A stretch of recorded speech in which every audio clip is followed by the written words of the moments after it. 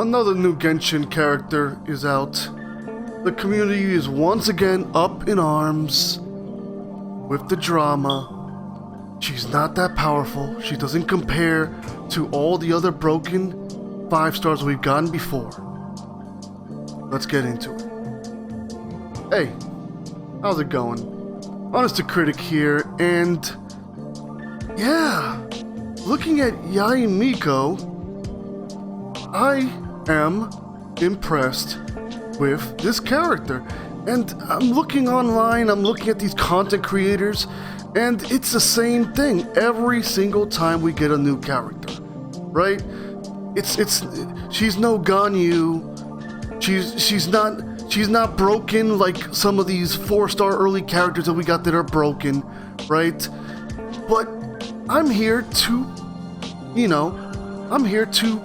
play a different tune to this, because I feel like every time these new characters come out, including characters like Kokomi and other characters people just consider to be inferior right off the bat, there's always some short-sightedness from these content creators. And let's not forget, they're just people just like everyone else. They're no professionals when it comes to this game.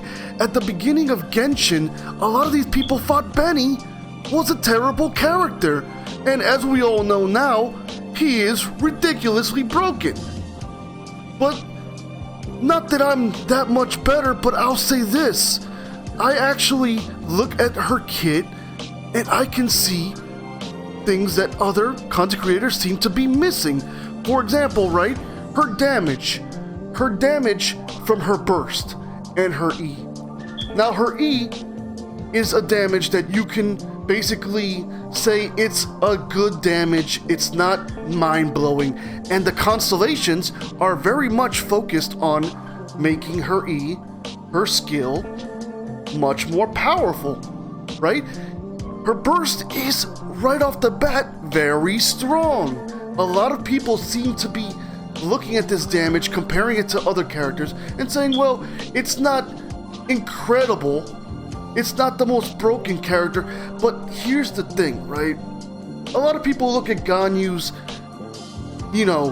charge attacks and how she can spam this ridiculous damage, and they think, this is the pinnacle. This is what we want from every character.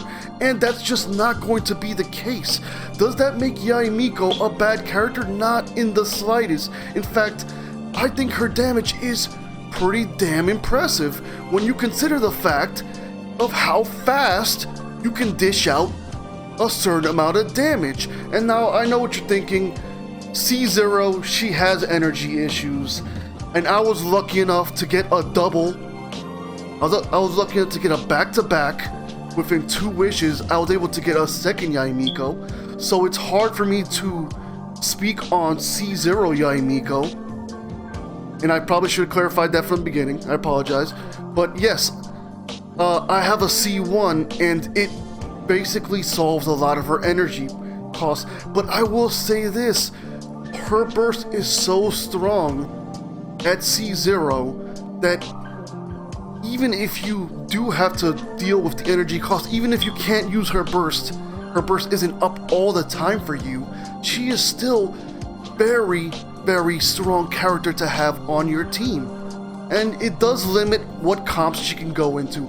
I understand this. There's a lot to gain with just C1, because basically a lot of her constellations past C1 are focused on her E. It's not until C5 that you finally see an upgrade to her burst. And even C6, I'm pretty sure, does not do much for her burst either. But getting back to it, that just goes to show how much damage she can offer at C0, that they are taking all these precautions, that MiHoYo, or should I say Hoyoverse, is taking all these precautions to make sure she's not completely broken at C0. because she does do a good amount of damage. And another thing that a lot of people are very short-sighted about, that you do not see these content creators talking about, is the fact that she can set up her totems in different places very quickly. It only takes 4 seconds per totem, and she can put up to 3 on the field, as you may know, right?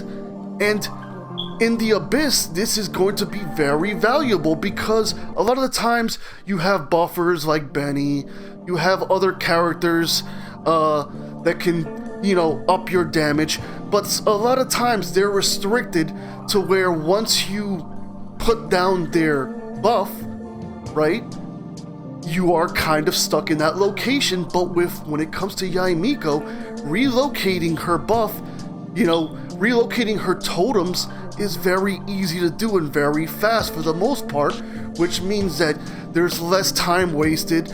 There's you can move it to then relocate yourself so you can get that burst damage. And with as early as C1 solving a lot of her energy costs, it opens her up a lot more to different comps where she's not energy dependent. So all in all, I look at the character and I understand why Hoyoverse made her kind of squishy, right? She is not a character that has a high defense. She's a very low defense character, supremely low, to the point where, yes, it is very easy for her to get one shot in a lot of scenarios, or maybe just 2 hits and she's done, right? Depends on how you build her, if you get lucky with your stats.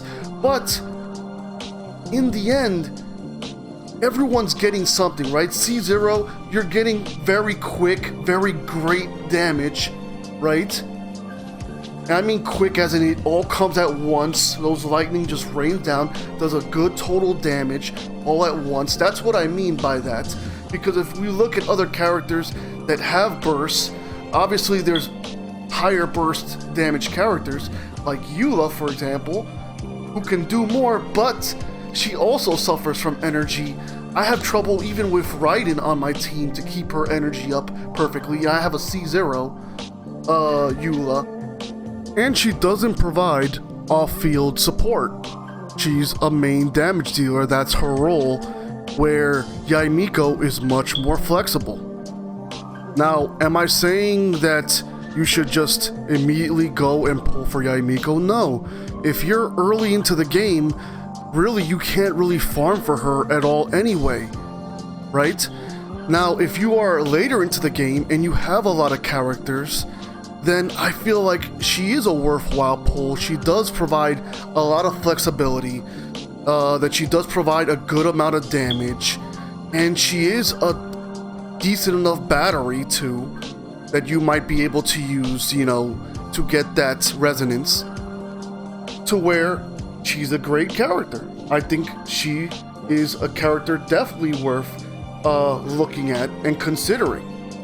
Also have to keep in mind that she does not, at the moment, have a dedicated artifact set, which is something that is likely going to be coming for her.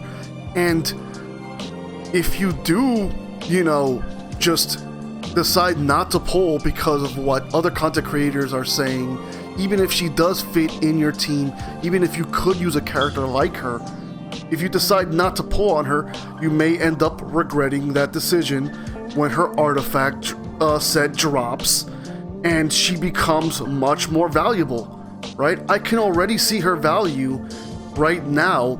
I can only imagine how much more value Hoyoverse plans to, increase her with when they drop an artifact set, which will likely be coming, looking at what's been happening with a lot of their newer characters, that they usually get a set dedicated to them, minus Zhao, which, sad.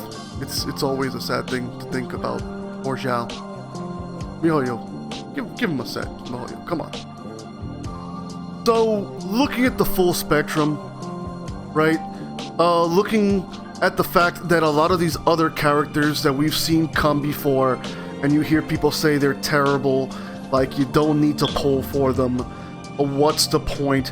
Well, if you go by that logic, really, I feel like content creators just don't want you to pull for any character, right? Look at Kokomi being the best example to where I felt bad when I pulled Kokomi, right? I was trying to snipe some 4-star characters off of her banner, and I pulled her, and I was, because of all the talk I kept hearing from the community, they just made me feel bad. Like, I just messed up, right? This character is terrible because everyone says so. Even though, looking at her kit, I always thought her kit looked really good. I never really liked Mona when it came to hydro application, and I really wished Mona had some type of healing.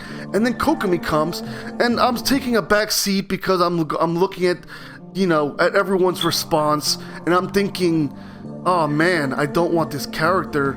Everyone says she's bad, and that's when I realized, and I should have realized earlier, because my luck has always been that I usually get the characters I need a lot of the time with my luck. Even if I don't think I would need a character, I don't want a character, I sometimes will get that character. Like early on, I got Yang Li, and I thought, oh, I didn't want this character. I didn't know about Pity at the time, and I pulled him, and I'm like, oh, I messed up. I'm like, everyone's saying this character is bad, and look where we are now. I mean, it's just funny to think back and look at this happening over and over again, to where every character is bad, and now Kokomi is a staple on a lot of my team compositions, right? She is very important. She is my secondary Zhongli for a lot of the secondary teams in the Abyss, right? She does the best freeze comps. In my opinion, there's no better character. If you're using anyone but Kokomi, I feel like it's copium at this point. I feel like she's proven her worth to the community, and the fact that people are using her so much, even though so few little people own her, just goes to show how crazy of a character, or how crazy of a situation it was when she released, and how she's looked upon by the community now. And like, it harkens back to, like I said, with Benny Boy. But this is my first Genshin Impact video. I'm a very big fan of the game. There'll probably be more. But yeah, if you like the conversation, if you like the video, then don't forget to leave a like and subscribe. But this has been HonestToCritic, as always saying, if you're gonna be a critic, be honest, and catch you next time.